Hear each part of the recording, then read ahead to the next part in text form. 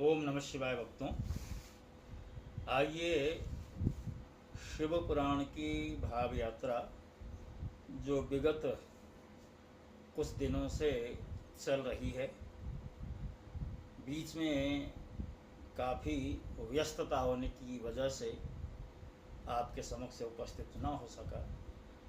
अब प्रयास रहेगा कि आगे बराबर बराबर आपके समक्ष में उपस्थित रहूं और शिव पुराण के अंदर जो भी प्रतिपाद्य विषय हैं, जैसा वेद व्यास जी ने वर्णन किया है, जिन शब्दों में किया है, उन शब्दों को अक्षरशः आपके समक्ष रख सकूं, ये मेरा प्रयास है। यदि आपने अभी तक हमारे चैनल को सब्सक्राइब नहीं किया है तो अभी इसे क्षण कर दें, ये हमारी तरफ से प्रार्थना रहेगी। तो आइए आज के प्रसंग में प्रवेश करें। ऋषिगण अर्थात शौनकादि ऋषिगण कहते हैं, हे सूत जी, शिवलिंग की स्थापना कैसे करनी चाहिए, उसका क्या लक्षण है और उसकी पूजा कैसे करनी चाहिए, किस देश काल में करनी चाहिए, किस द्रव्य के द्वारा उसका निर्माण होना चाहिए। सूत जी कहते हैं, हे महर्षियों, मैं आप लोगों के लिए इस विषय का वर्णन करता हूँ, ध्यान देकर समझें। अनुकूल एवं शुभ समय में किसी पवित्र तीर्थ में अथवा नदी आदि के तट पर अपनी रुचि के अनुसार ऐसी जगह शिवलिंग की स्थापना करनी चाहिए जहाँ नित्य पूजन हो सके। पार्थिव द्रव्य से, जलमय द्रव्य से अथवा धातुमय पदार्थ से अपनी रुचि के अनुसार कल्पोक्त लक्षणों से युक्त शिवलिंग का निर्माण करके उसकी पूजा करने से उपासक को उस पूजन का संपूर्ण फल प्राप्त होता है। संपूर्ण शुभ लक्षणों से युक्त शिवलिंग तत्काल पूजा का फल देने वाला होता है। यदि चल प्रतिष्ठा करनी हो तो उसके लिए छोटा सा शिवलिंग, और यदि अचल प्रतिष्ठा करनी हो तो स्थूल शिवलिंग श्रेष्ठ माना। उत्तम लक्षणों से युक्त पीठ सहित शिवलिंग की स्थापना करनी चाहिए। शिवलिंग का पीठ मंडलाकार अर्थात गोल, चौकोर, त्रिकोण अथवा खटवांग के आकार का, ऊपर गोल तथा आगे लंबा होना चाहिए। ऐसा शिवलिंग महान फल देने वाला होता है। पहले मिट्टी, प्रस्तर आदि से अथवा लोहे आदि से शिवलिंग का निर्माण करना चाहिए। जिस द्रव्य से शिवलिंग का निर्माण हो उसी से उसका पीठ भी बनना चाहिए। यही स्थावर अर्थात अचल प्रतिष्ठा वाले शिवलिंग की विशेष बात है। चर अर्थात चल प्रतिष्ठा वाले शिवलिंग में भी लिंग और पीठ का एक ही उपादान होना चाहिए। उपादान का मतलब जिस धातु से लिंग बने उसी लिंग धातु से जो है उसकी पीठ बने। किंतु बाण लिंग के लिए यह नियम लागू नहीं होता।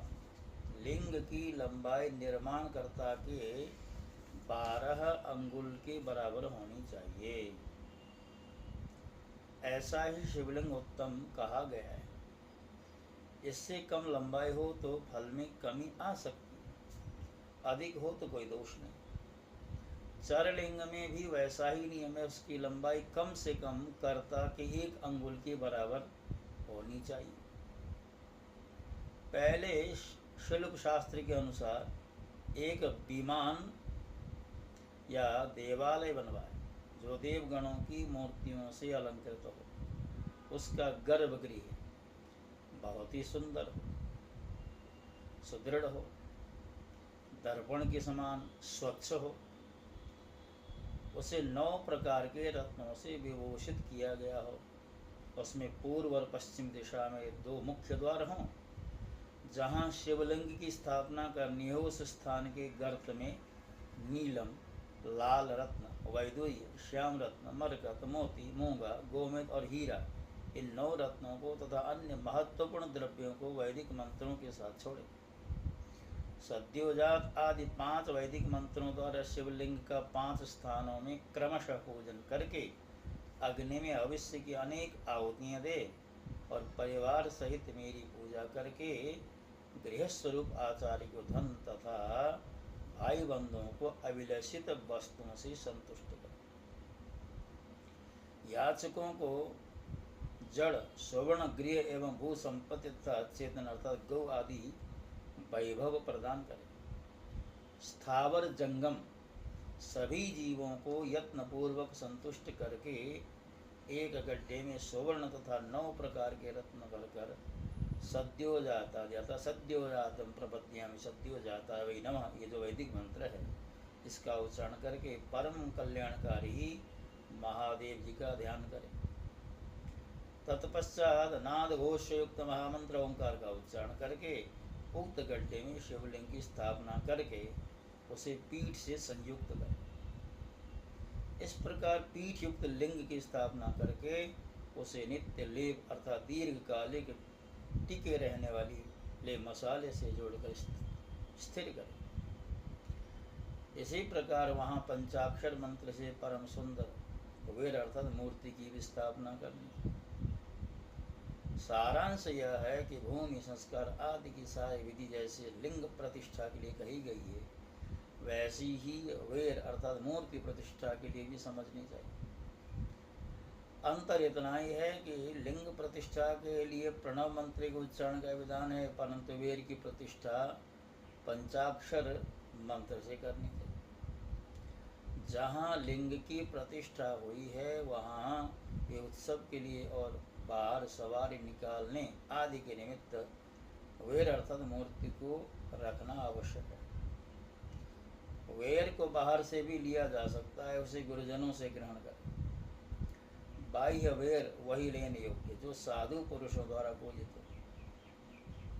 इस प्रकार लिंग में और वेर में भी की हुई महादेव जी की पूजा शिव पद प्रदान करने वाली। स्थावर और जंगम के वेद से लिंग भी 2 प्रकार का कहा गया। वृक्ष लता आदि को स्थावर लिंग कहा गया है और कृमि कीट आदि के जंगम लिंग सींचने आदि के द्वारा स्थावर लिंग की सेवा करनी चाहिए और जंगम लिंग को आहार एवं जल आदि देकर तृप्त करना उचित है। उन स्थावर जंगम जीवों को सुख पहुँचाने में अनुरक्त होना भगवान शिव का पूजन है, ऐसा विद्वान पुरुष मानते हैं। इस प्रकार चराचर जीवों को ही भगवान शंकर के प्रतीक मानकर उनका पूजन करना चाहिए। सभी पीठ पर प्रकृति जगदम्बा का स्वरूप है और समस्त शिवलिंग चैतन्य स्वरूप है। जैसे भगवान शंकर देवी पार्वती को गोद में बिठाकर विराजते हैं, उसी प्रकार यह शिवलिंग सदा पीठ के साथ ही विराजमान होता है। इस तरह महालिंग की स्थापना करके विविध उपचारों द्वारा उसका पूजन करें। अपनी शक्ति के अनुसार नित्य पूजा करनी चाहिए तथा देवालय के पास ध्वजारोपण आदि करना चाहिए। इस प्रकार साक्षात शिव का पद प्रदान करने वाले लिंग की स्थापना करे अथवा चर लिंग में षोडशोपचार द्वारा यथोचित रीति से क्रमशः पूजन करे। यह पूजन भी शिव पद प्रदान करने वाला है। आवाहन आसन अर्घ्यपाद्य आचमन अभ्यंग पूर्वक स्नान वस्त्र गंध पुष्प धूप दीप नैवेद्य तांबूल समर्पण नीराजन नमस्कार और विसर्जन ये 16 उपचार है। अथवा अर्घ्य से लेकर नैवेद्य तक विधिवत पूजन करें। अभिषेक नैवेद्य नमस्कार और तर्पण ये सब यथाशक्ति नित्य करें। इस तरह किया हुआ शिव का पूजन शिव पद की प्राप्ति कराने वाला होता है। अथवा किसी मनुष्य के द्वारा स्थापित शिवलिंग में, ऋषियों द्वारा स्थापित शिवलिंग में, देवताओं द्वारा स्थापित शिवलिंग में, अपने आप प्रकट हुए स्वयंभू लिंग में तथा अपने द्वारा नूतन स्थापित हुए शिवलिंग में भी उपचार समर्पण पूर्वक जैसे तैसे पूजन करने से या पूजन की सामग्री देने से मनुष्य ऊपर जो कुछ कहा गया है वह सारा फल प्राप्त करता है। क्रमशः परिक्रमा और नमस्कार करने से भी शिवलिंग शिव पद की प्राप्ति कराने वाला होता है। यदि नियम पूर्वक शिवलिंग का दर्शन मात्र कर लिया जाए तो वह भी कल्याणप्रद होता है। मिट्टी, आटा, गाय के गोबर, फूल कनेर, पुष्प, फल, गुड़, मक्खन, भस्म अथवा अन्न से भी अपनी रुचि के अनुसार शिवलिंग बनाकर तदनुसार उसका पूजन करे। कुछ लोग हाथ के अंगूठे आदि पर भी पूजा करना चाहते हैं। लिंग का निर्माण कहीं भी करने में किसी प्रकार का निषेध नहीं है। भगवान शिव सर्वत्र ही भक्त के प्रयत्न अनुसार फल प्रदान कर देते हैं, अथवा श्रद्धा पूर्वक शिव भक्त को शिवलिंग का दान या लिंग के मूल्य का दान करने से भी शिवलोक की ही प्राप्ति हो जाती है। अथवा प्रतिदिन 10,000 प्रणव मंत्र का जप करे, अथवा दोनों संध्याओं के समय 1,000 प्रणव का जप किया करे। यह क्रम भी शिव पद की प्राप्ति कराने वाला है, ऐसा जानना चाहिए। जप काल में मकारांत प्रणव का उच्चारण मन की शुद्धि करने वाला होता है। समाधि में मानसिक जप का विधान है तथा अन्य सब समय उपांशु जप ही करना चाहिए। उपांशु में उच्चारण करते हैं, मंद मंद उच्चारण करते हुए किया जाने वाला जो जप होता है उससे उपांशु कहा गया है। नाद और बिंदु से युक्त ओंकार के उच्चारण का विद्वान पुरुष समान प्रणव कहते हैं। यदि प्रतिदिन आदर पूर्वक 10,000 पंचाक्षर मंत्र का जप किया जाए, अथवा दोनों संध्याओं के समय 1,000 का भी जप किया जाए, तो उसे शिव पद की प्राप्ति कराने वाला समझना चाहिए। ब्राह्मणों के लिए आदि में प्रणव से युक्त पंचाक्षर मंत्र अच्छा बताया गया है। फल की प्राप्ति के लिए दीक्षा पूर्वक गुरु से मंत्र ग्रहण करना चाहिए। कलश से किया हुआ स्नान, मंत्र की दीक्षा, मातृकाओं का न्यास, सत्य से पवित्र अंतकरण वाला ब्राह्मण तथा ज्ञानी गुरु, इन सब को उत्तम माना गया। द्विजों के लिए नमः शिवाय के उच्चारण का विधान है। द्विजेतरों के लिए अंत में नमः पद के प्रयोग की विधि है, अर्थात शिवाय नमः इस मंत्र का उच्चारण करें। स्त्रियों के लिए भी कहीं कहीं विधिपूर्वक अंत में नमः जोड़कर उच्चारण का ही विधान है, अर्थात कोई कोई ऋषि ब्राह्मण की स्त्रियों के लिए नमः पूर्वक शिवाय की जप की अनुमति देते हैं, अर्थात वे नमः शिवाय का जप करें। पंचाक्षर मंत्र का 5 करोड़ जप करके मनुष्य भगवान सदाशिव के समान हो जाता है। 1, 2, 3 अथवा 4 करोड़ का जप करने से क्रमशः ब्रह्मा, विष्णु, रुद्र तथा महेश्वर का पद प्राप्त हो। अथवा मंत्र में जितने अक्षर हैं उनका पृथक पृथक 1-1 लाख जप करें, अथवा समस्त अक्षरों का एक साथ जितने अक्षर हैं उतने लाख जप करें। इस तरह की जप को शिव पद की प्राप्ति कराने वाला समझना चाहिए। यदि 1,000 दिनों में प्रतिदिन 1 सहस्र जप के क्रम से पंचाक्षर मंत्र का 10 लाख जप पूरा कर लिया जाए और प्रतिदिन ब्राह्मण भोजन कराया जाए, तो उस मंत्र से अभीष्ट कार्य की सिद्धि होती है। ब्राह्मण को चाहिए कि वह प्रतिदिन प्रातःकाल 1008 बार गायत्री का जप करे। ऐसा होने पर गायत्री क्रमशः शिव का पद कराने वाली होती है। एकाक्षर मंत्र 10,000, दशाण मंत्र 1,000, 100 से कम अक्षर वाले मंत्र 100 और उससे अधिक अक्षर वाले मंत्र यथाशक्ति 1 से अधिक बार जपने चाहिए। वेदों के पारायण को भी शिवपद की प्राप्ति कराने वाला जानना चाहिए। अन्यान्य जो बहुत से मंत्र हैं उनका भी जितने अक्षर हों उतने लाख जप करना चाहिए। एकाक्षर मंत्रों को उसी प्रकार करोड़ की संख्या में जपना चाहिए। अधिक अक्षर वाले मंत्र 1000 की संख्या में भक्ति पूर्वक जपने चाहिए। इस प्रकार जो यथाशक्ति जप करता है वह क्रमशः शिव पद प्राप्त कर लेता है। अपनी रुचि के अनुसार किसी एक मंत्र को अपनाकर मृत्यु पर्यंत प्रतिदिन उसका जप करना चाहिए, अथवा ओम इस मंत्र का प्रतिदिन 1 सहस्र जप करना चाहिए।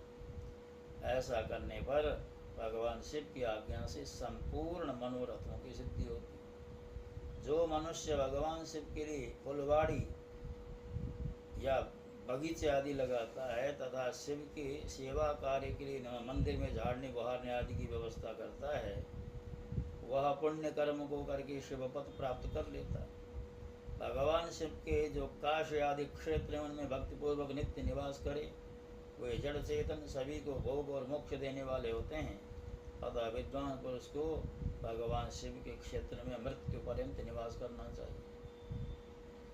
मनुष्यों द्वारा स्थापित शिवलिंग में चारों ओर 100 हाथ तक पुण्य क्षेत्र कहा गया है, तथा ऋषियों द्वारा स्थापित शिवलिंग के चारों ओर 1000 हाथ तक पुण्य क्षेत्र होता है। और इसी प्रकार देवताओं के द्वारा स्थापित शिवलिंग के चारों ओर भी 1000 हाथ तक पुण्य क्षेत्र समझना चाहिए।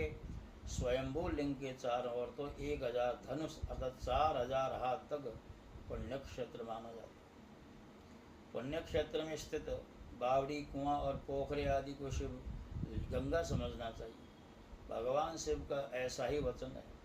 वहाँ स्नान, दान और जप करके मनुष्य भगवान शिव को प्राप्त कर लेता है।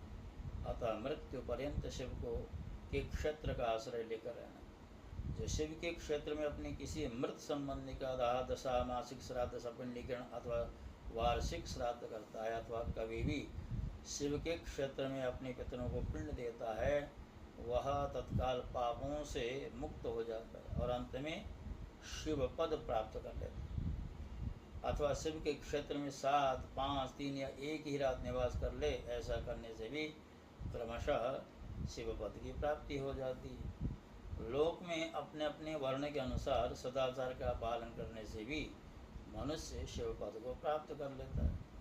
वर्णानुकूल आचरण में से तथा भक्तिभाव से वह अपने सत्कर्म का अतिशय फल पाता है। कामना पूर्वक किए हुए अपने कर्म के अभीष्ट फल को शीघ्र ही पा लेता है। निष्काम भाव से किया हुआ सारा कर्म साक्षात शिवपद की प्राप्ति कराने वाला है। दिन के 3 विभाग होते हैं, प्रातः, मध्याह्न और सायं। इन तीनों में क्रमशः एक एक प्रकार के कर्म का संपादन किया जाता है। प्रातः काल को शास्त्र विहित नित्य कर्म के अनुष्ठान का समय जानना चाहिए। मध्याह्न काल सकाम कर्म के लिए उपयोगी है तथा सायंकाल शांति कर्म के लिए उपयुक्त है, ऐसा जानना चाहिए। इसी प्रकार रात्रि में भी समय का विभाजन किया गया। रात के 4 प्रहरों में से जो बीच के 2 प्रहर हैं उन्हें निषेध काल कहा गया है। विशेषतः उस काल में की हुई भगवान शिव की पूजा अभिष्ट फल को देने वाली होती है। ऐसा जानकर कर्म करने वाला मनुष्य यथोक्त फल का भागी होता है। विशेषतः कलयुग में कर्म से ही फल की सिद्धि होती। अपने अपने अधिकार के अनुसार ऊपर कहे हुए किसी भी कर्म के द्वारा शिवाराधन करने वाला पुरुष यदि सदाचारी है और पाप से डरता है तो वह उन कर्मों का पूरा पूरा फल अवश्य प्राप्त कर लेता है। ऋषिगण बोले, हे सूत जी, अब आप हमें पुण्य क्षेत्र बताएं जिनका आश्रय लेकर सभी स्त्री पुरुष शिवपद प्राप्त कर रहे हैं। हे सूत जी, हे योगी वरों में श्रेष्ठ शिव क्षेत्रों में तथा शैवागम अर्थात शिव विषयक शास्त्रों का भी वर्णन करें। सूत जी बोले, हे ऋषियों, सभी क्षेत्रों और आगमों का वर्णन श्रद्धा प्रभु पूर्वक जो है अगले अध्याय में आप सुने।